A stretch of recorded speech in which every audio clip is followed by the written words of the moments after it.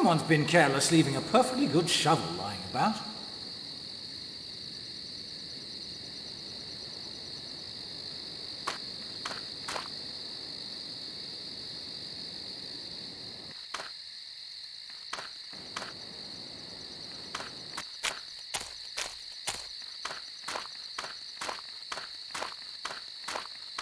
Ah, Mr. Poirot. Miss Brewster? An unusual place to find the ballet teacher? Not entirely. My past seems to still be haunting me. The girl you mentioned who died? Yes, Mr. Poirot, I need your help. If it is in my power. She was a student of mine in Brixham. A number of students from a nearby girls' school would come to us for ballet instruction. Millie Parsons was one of those. Returning to the school from a ballet class, she was attacked and strangled to death. I want you to find her killer. What a coincidence, Poirot. No sooner do we begin to look into the Parsons girl's murder when we are asked to do just that. Coincidence, Hastings? Poirot does not trust such coincidences. Do you know the significance of the pole and the circle? I think perhaps. Do you? I have my suspicions, mademoiselle. You do? The chicken feathers stained with blood, Hastings? You speak of the voodoo, do you not? My God, I hoped I was wrong. How can it be here? Millie Parsons was the girl who died several months ago? Yes, in May. The police investigated. At one point, the rector of the church was suspected, but nothing was ever proved. Do you recall the name of this man? I don't think I ever knew it. I couldn't bring myself to follow the investigation. The details, it was just far too painful. What was the name of the school where Millie Parsons was a student? Miss Porter's School for Young Ladies. It was on the other side of a small wood, less than half a mile away from our ballet academy. Where have you encountered voodoo before? Understand I don't believe in it, but at the girls' school Millie Parsons attended, there was a math instructor named Gideon Fell. He left the school under some sort of cloud a few weeks after Millie died, and with only days left in the term. It had something to do with voodoo. He was a practitioner? I know no more than that, I'm afraid. Do you believe in the power of voodoo, Mademoiselle Brewster? Me? No, of course not. Superstitious nonsense. But if one does believe in something like that, well, it can come to have an enormous power over one. Don't you agree? Certainement. I should be getting back. Please let me know if you learn anything about Millie. I shall do so, mademoiselle. You have my word. Poirot, how can you investigate a case that happened months ago and miles away from here? Colonel Weston will be able to request the files. Voodoo in South Devon? A rum business. As you say.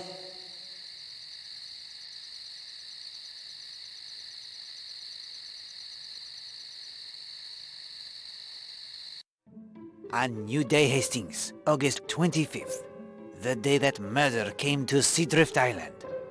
What have we learned?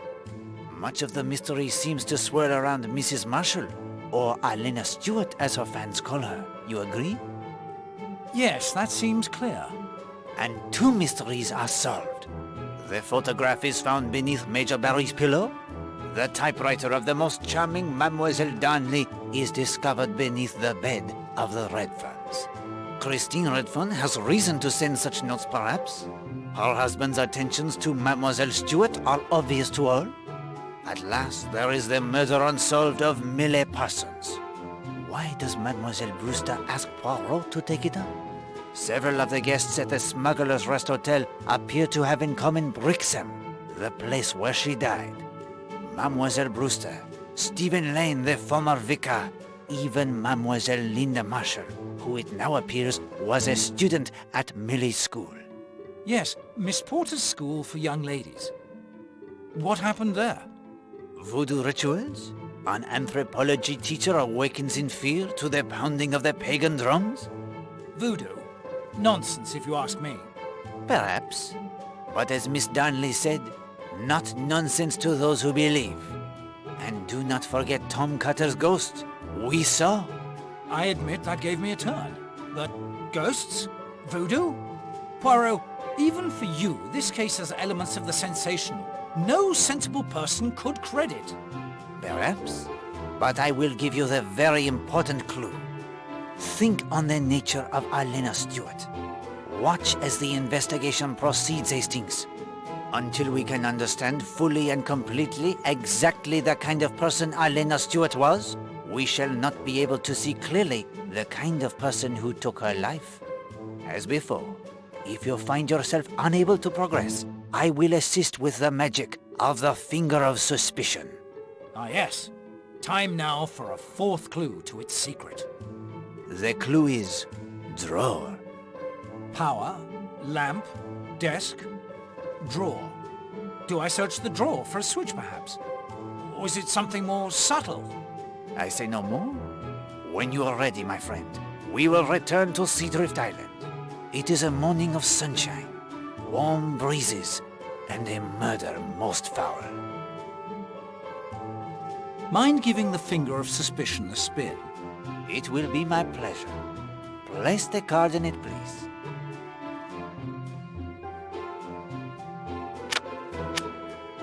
Heed our call. Provide us with the knowledge which we, and by we I refer to Hastings, cannot acquire by our own resourcefulness.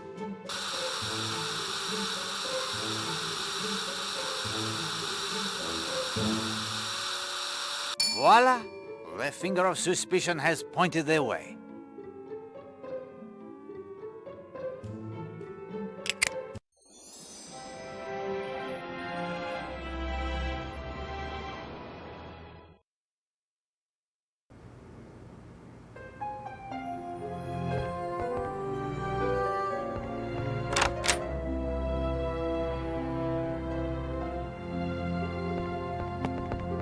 Morning, Monsieur Poirot.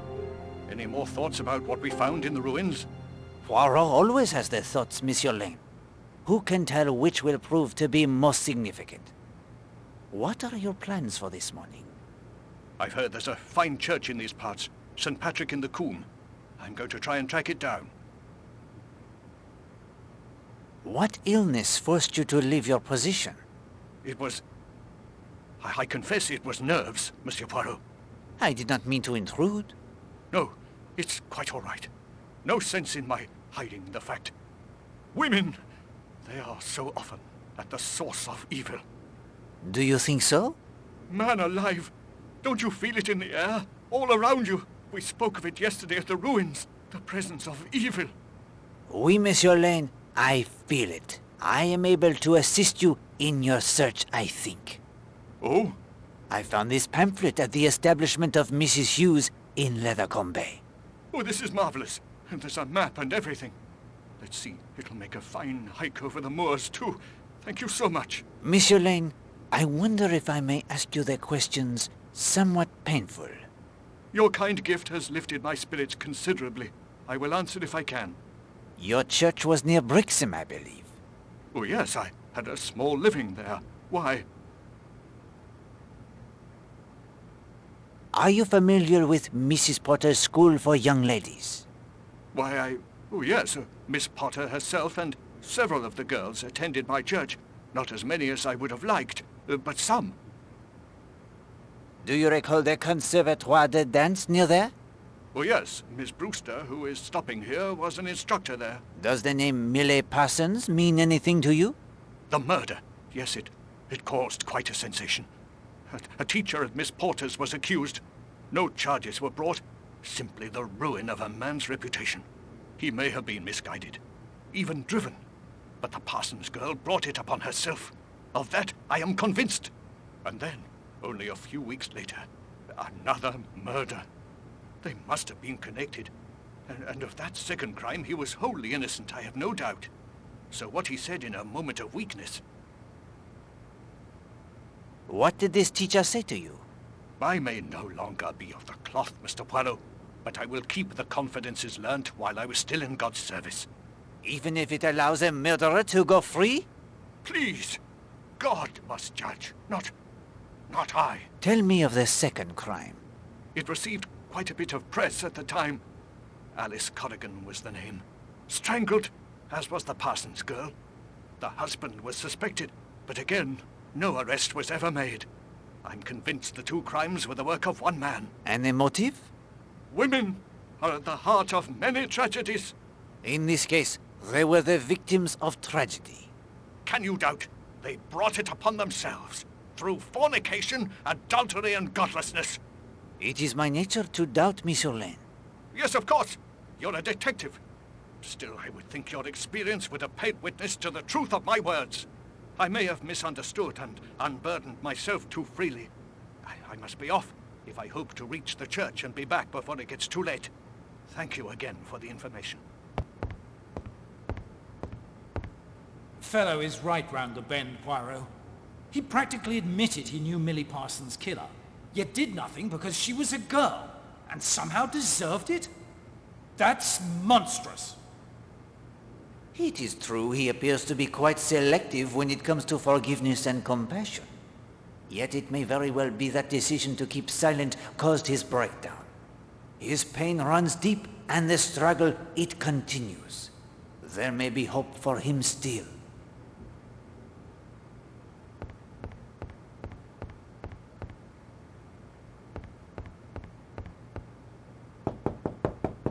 Mademoiselle, if I may have a moment of your time?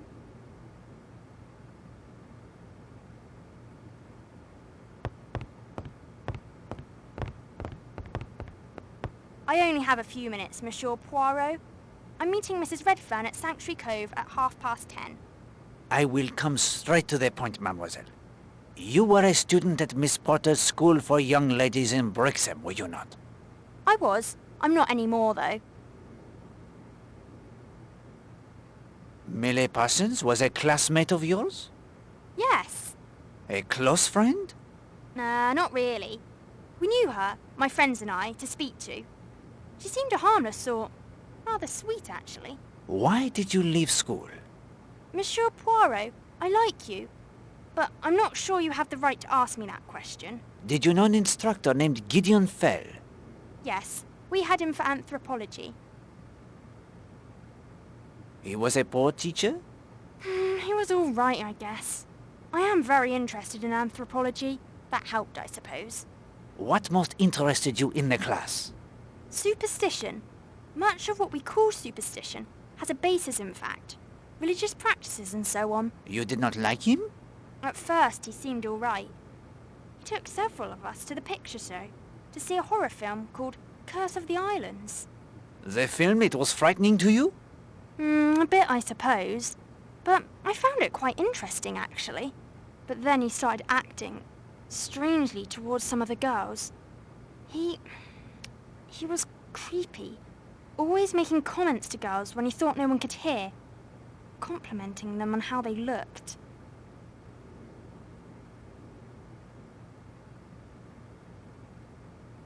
This interest, it was more than politeness? A lot more. Was he interested in Millie Parsons? She told me he had followed her once in the woods. He grabbed her wrist. When she tried to break away, he said how much he liked her hair. And her frock. She broke away and threatened to tell Miss Porter. She said he looked at her with his face all twisted up. It was horrible, she said. Millie told Miss Porter of this incident? No. One of the other girls had already complained, and she did nothing. She accused the girl of trying to make trouble for Mr. Fell because he gave her bad marks. After Millie's death, you said nothing of Mr. Fell? I did. The police looked into it. They said he had an alibi. But I knew. My friends and I knew. You don't believe me, do you? Au contraire, I have known many alibis that seemed unbreakable, only to shatter as easily as glass when the right force was applied. He did it, Monsieur Poirot. He killed Millie. I have to change into my swimming costume now. Will you excuse me? Of course. Thank you for speaking with me. I say, Poirot, do you think you can break this Fell character's alibi? If I can, Hastings, Miss Brewster and the police will have their answer.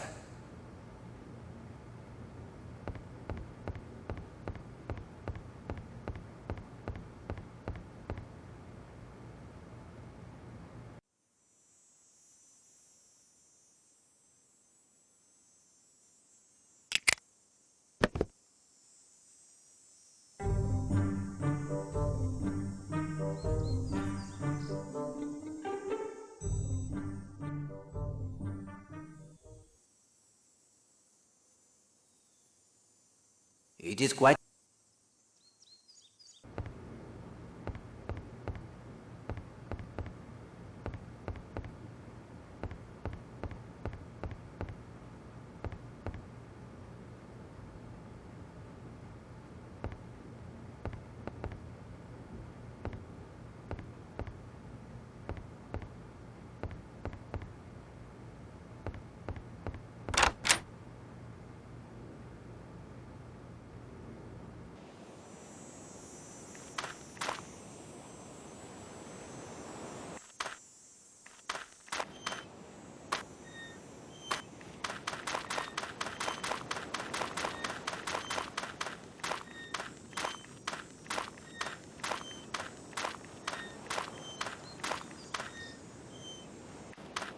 I say, it's that North chap again. What course of action do you suggest, Hastings?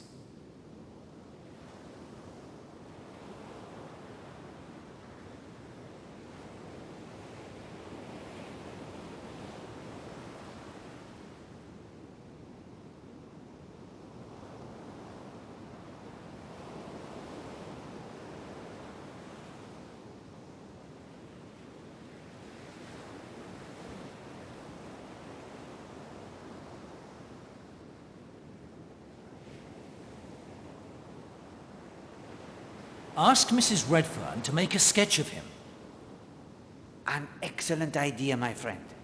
Then Colonel Weston can send a picture to Scotland Yard for identification.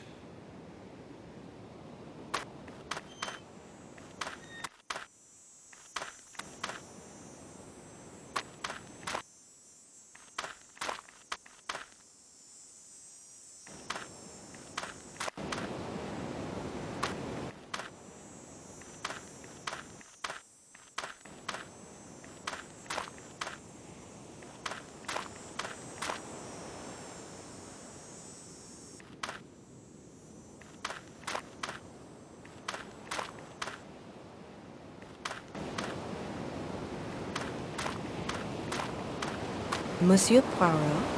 Good morning, Madame Marshall. I regret I have not yet found the writer of those notes. I wouldn't worry myself if I were you. In fact, I'd like you to forget about them. You have learned the identity of the author? Yes. And if there's any further bother, I will deal with it myself. Is that clear? That could be dangerous. An argument will not assist us, Hastings. Better to comply. I will do as you ask. That is a scent most charming that you wear. Thank you. You're very kind. It's an expensive indulgence, especially for the beach. But I like it so. You are going for the swim? No, no. I wanted to use a float. Use this one with my compliments. You won't be using it. No, I am certain of that. Do something for me, will you? Anything. Hastings, do not become smitten with this woman. She is charming, yes, but it will cloud your ability to investigate. Sorry, Poirot. She's just so damned attractive. Don't tell anyone where I am. Everyone will follow me about so. I just want for once to be alone.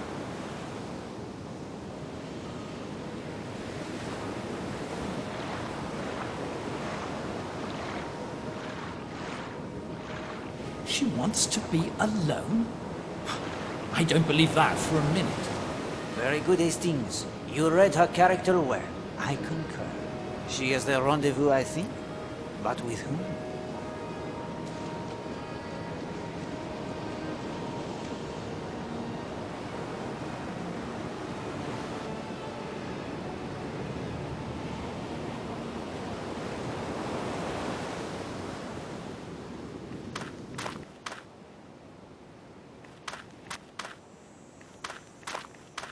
Morning, Poirot. Seen my wife anywhere about? Has Madame risen so early? Well, she's not in her room. Lovely day. Think I'll have a bathe right away. Got a lot of typing to do this morning. Morning, Marshal. You look for Madame Redfern? Christine is off sketching somewhere.